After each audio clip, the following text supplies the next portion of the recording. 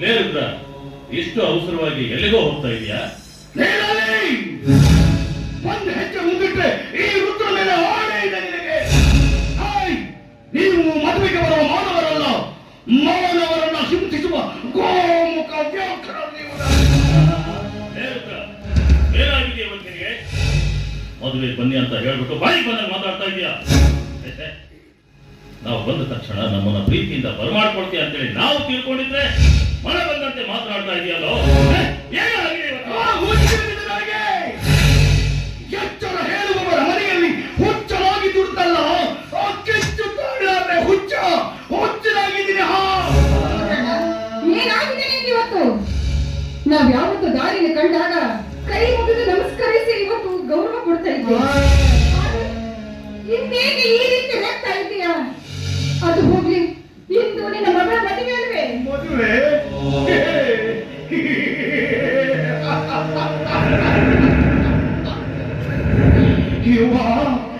ಮದುವೆ ಎನ್ನುವ ಮೂರಕ್ಷರ ನನ್ನ ಮಗಳ ಬಾಳಲ್ಲಿ ಮೂರ್ತು ಬಿದ್ದು ಹೋಯ್ತು. ಮರುಮಗಳಾಗಿ ಮಗು ಮೆಚ್ಚುವನ್ನು ಹೇಳ್ಬೇಕಿದ್ದ ನನ್ನ ಮಗಳು ಆತ್ಮಹತ್ಯೆ ಮಾಡಿಕೊಂಡಿದ್ದಾರೆ.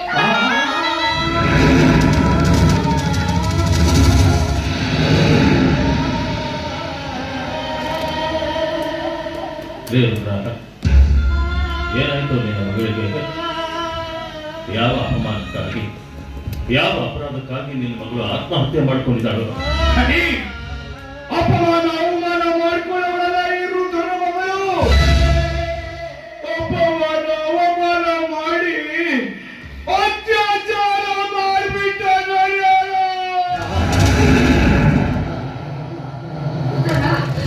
ಯಾರು ನಿನ್ನ ಮಗಳ ಹಾಗೆ ಕಾರಣಾದ ಆ ಕೊಲೆಗಾರ ಯಾರು ಅಂತ ಹೇಳು. ನನ್ನ ಮಗನ ರಕ್ತನೇ ಬೇರೆ ಯಾರು ಅಲ್ಲ ಧುರಿಯರ.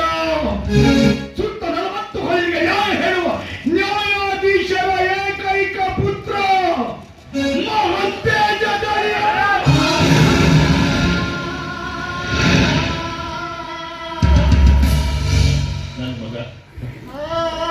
ನನ್ನ ಮಗ ಇಂಥ ಒಂದು ಕೀಳು ಕೆಲಸಕ್ಕೆ ಕೈ ಹಾಕ್ತಾನ.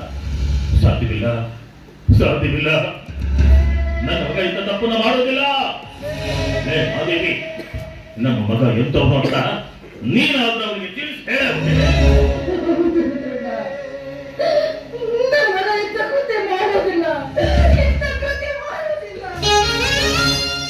ನಾನೇಕೆ ಸುಳ್ಳು ಹೇಳಿ? ಒಂದು ವೇಳೆ ನಾನು ಸುಳ್ಳು ಹೇಳ್ತೀನಿ ಅಂತ ನಿಮ್ಗೆ ಅನ್ಸಿದ್ರೆ ಈ ಪತ್ರ ಸುಳ್ಳು ನೋಡಿ ಅವರ ನೋಡಿ ನೋಡಿ.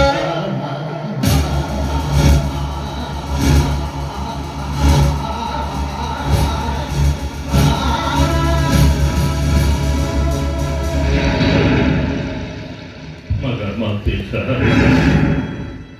ನಿನ್ನನ್ನು ಮಠದಲ್ಲಿ ಸಾಕಿದ ಗಿಳಿ ಅಂತೇಳಿ ನಾ ತಿಳ್ಕೊಂಡಿದ್ದೋ? ಗಿಳಿ ಅಂತೇಳಿ ನಾ ತಿಳ್ಕೊಂಡಿದ್ದಾನ? ಹಸಿ ಮಾಂಸದಿಂದ ಮರಣ ಹೊತ್ತು ನೀನಾಗ್ತಿ ಅಂತ ನಾ ತಿಳ್ಕೊಂಡಿರ್ಲಿಲ್ಲಪ್ಪ. ನಾ ತಿಳ್ಕೊಂಡಿದ್ದೆ.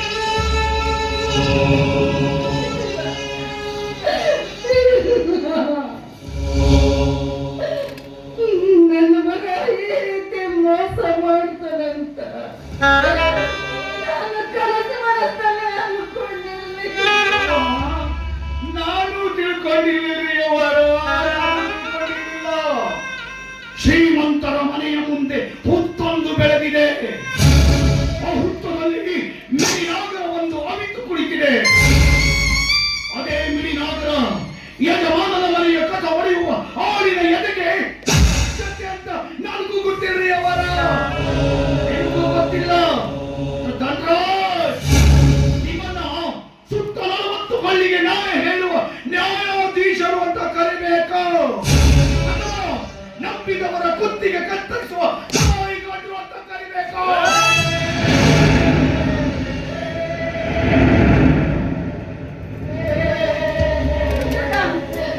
ಯಾಕೆ ಈ ರೀತಿ ಮಾತಾಡ್ತಾ ಇದೀಯಪ್ಪ?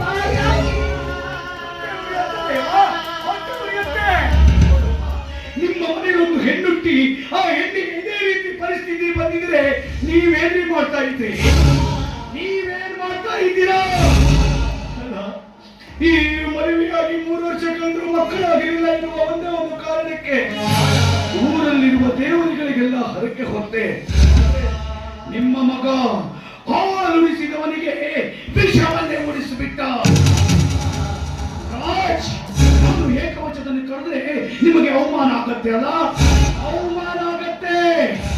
ಹೌದು, ಯಾಕಂದ್ರೆ ನಾವು ಬಡವರು. ಆದ್ರೆ ನೀವೇನು ಹೇಳ್ರಿ? ರುದ್ರ, ನಿಮಗೆ ಮಗಳು ಹುಟ್ಟಿದ್ರೆ ನಿಮ್ಮ ಮಗಳ ಕೊರಳಿಗೆ ಮುತ್ತಿನ ಹಾರವನ್ನ ಹಾಕ್ತೀನಿ ಅಂತ ನೀವ್ ಹೇಳಿದ್ರಿ. ನಿಮ್ಮ ಮಗ ಮುತ್ತಿನ ಹಾರವನ್ನು ಹಾಕುವ ಬದಲಾಗಿ ನನ್ನ ಮಗಳ ಕೊರಳಿಗೆ ನೇಣು ಇದು ಶ್ರೀಮಂತರ ಮನೆಯ ಕಥೆಯಲ್ಲ ಧರಿಯರ. ಬಡವರ ಗೋಳಿನ ವ್ಯಥೆ.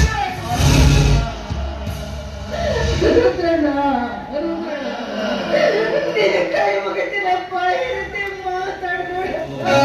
ಹಾಗಾಗಿ ನೀನೇ ಸುಮ್ಮನಾಗ್ಬಿಡು. ರುದ್ರ ಮನನೊಂದು ಮಾತಾಡ್ತಾ ಇದ್ದಾರೆ. ಮನನೊಂದು ಮಾತನಾಡುವವರ ಮುಂದೆ ನಾವೇನನ್ನೂ ಮಾತನಾಡಬಾರದು. ಯಾಕೆಂದ್ರೆ ಮಕ್ಕಳನ್ನ ಕಳೆದುಕೊಂಡ ಸಂಕಟ ಹೆತ್ತು ಕರಳಿಗಲ್ಲದೆ ನಿಂತು ನೋಡುವ ನಮಗೇನೇ ಗೊತ್ತಾಗುತ್ತೆ. ನನ್ನ ಮಗ ತಪ್ಪು ಮಾಡಿಬಿಟ್ಟ. ಎಷ್ಟೇ ದೊಡ್ಡವರಾದ್ರೆ ತಪ್ಪು ಮಾಡಿದ ಮೇಲೆ ಸಣ್ಣವರಾಗಲೇಬೇಕಲ್ಲ. ಬರೀ ನಿನ್ನ ಮಾತಿನ ಸಾಟಿಯಿಂದ ಹೊಡೆಯುವುದಷ್ಟೇ ಅಲ್ವೋ? ನಿನ್ನ ಕಾಲಲ್ಲಿರುವ ಕೆರ ತಗೊಂಡು ಹೊಡೆದು ನಾವು ಸುಮ್ಮನೆ ಇರ್ಬೇಕಪ್ಪ. ಯಾಕೆ ಅಂತಂದ್ರೆ ತಪ್ಪು ಮಾಡುವಂತ ಮಕ್ಕಳನ್ನ ಪಡೆದದ್ದು ತಂದೆ ತಾಯಿಗಳಾದ ನಮ್ಮ ಕರ್ಮಪ್ಪ. ಹಾಗಂತ ಹೋದ ನಿನ್ನ ಮಾನ, ಮಗಳ ಪ್ರಾಣ ಹಿಂತಿರುಗಿ ಬರಲಾರದು. ಅದಕ್ಕಾಗಿ ನಿಮ್ಮ ಮಗ ಮಾಡಿದ ತಪ್ಪನ್ನ ಮರ್ತು ಬಿಡು ಅಂತ ಹೇಳಕತ್ತಿರೋದನ್ನ. ಆಗ ಮಾಡಿದ ತಪ್ಪನ್ನ ಮರೆತು ಬಿಡುವಷ್ಟು ಮೂರ್ಖ ನಾನಂದು ಊರಿಗೆ ನ್ಯಾಯ ಹೇಳೋದಾಗಿ ನನ್ನ ಮಗ ಮಾಡಿದ ತಪ್ಪನ್ನ ಮುಚ್ಚಿಕೊಂಡ್ರೆ ಅದು ದೇವರು ಮೆಚ್ಕೊಳ್ಬಹುದೇ ತಪ್ಪ. ರುದ್ರ, ಒಂದೇ ಒಂದು ಮಾತು ನಡೆಸ್ಕೊಡ್ತೀಯೇನೋ? ಅದೇನಂತ ಹೇಳಿದರೆ ಮಾನವತರ ಮನತನದಲ್ಲಿ ಹುಟ್ಟಿದ ಮಗ ಇಂಥ ಕೀಳು ಕೆಲಸ ಮಾಡಿದರೆ ಅಷ್ಟೇ ಈ ಜನರಿಗೆ ಗೊತ್ತಾಗೋಗ್ಬಿಡ್ತು ಅಂತ ಅಂದ್ರೆ ಈ ಜನರ ಮಧ್ಯದಲ್ಲಿ ಇದ್ದು ಕೂಡ ಸತ್ತ ಹಾಗೆ ಕಣೋ ನಾನು. ಅದಕ್ಕಾಗಿ ಯಾರ ಮುಂದೆ ಯಾವುದೇ ಕಾರಣಕ್ಕೂ ನಿನ್ನ ಮಗಳ ಸಾವಿಗೆ ನನ್ನ ಮಗನೇ ಅಂತ ಯಾರಿಗೂ ತಿಳಿಬಾರ್ದು. ಇದು ಆತ್ಮಹತ್ಯೆ ಅಲ್ಲ, ಆಕಸ್ಮಿಕ ಸಾವು ಅಂತ ಮುಚ್ಚ ಹಾಕಬೇಕು. ಈ ಒಂದು ಮಾತನ್ನ ನಡೆಸ್ಕೊಡು ಅಂತ ನಿನಗೆ ಕೈ ಮುಗಿದು ಕೇಳ್ಕೊಡ್ತೀನಿ. ನಿನಗೆ ಇಷ್ಟಕ್ಕೂ ಕರುಣೆ ಬಾರದೆ ಇದ್ರೆ ಬೇಕಾದ್ರೆ ನಿನ್ನ ಕಾಲಿಗೆ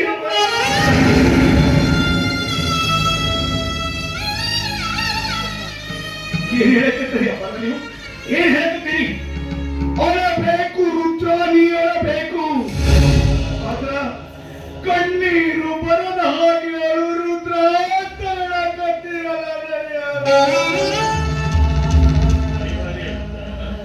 ದೀಪ ಹಚ್ಚಲು ಹೋಗಿ ಕೈ ಸುಡ್ತು ಅಂತ ಪಣತಿಯನ್ನ ನೆಲಕ್ಕೆ ಹೊಡಿಬಾರ್ದು.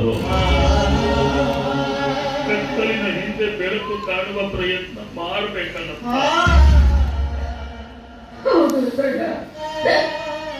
ನೀನಾದೇ ಮನೆಗೆ ಹೊಟ್ಟೆ ಅಂತ ದೊಡ್ಡವನಾದದ್ದು.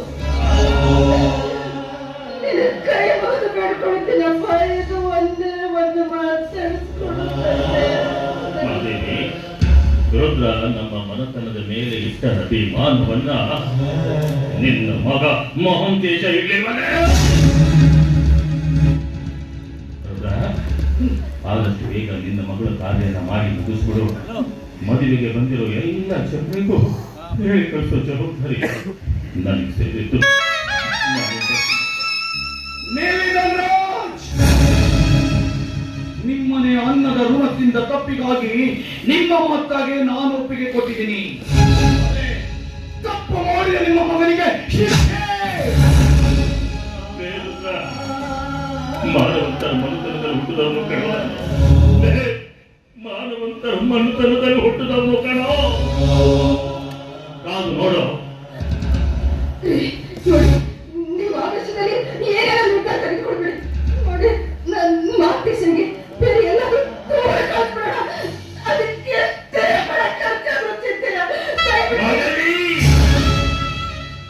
ಈ ವಿಚಾರದಲ್ಲಿ ತಲೆ ಹಾಕ್ಬೇಡ.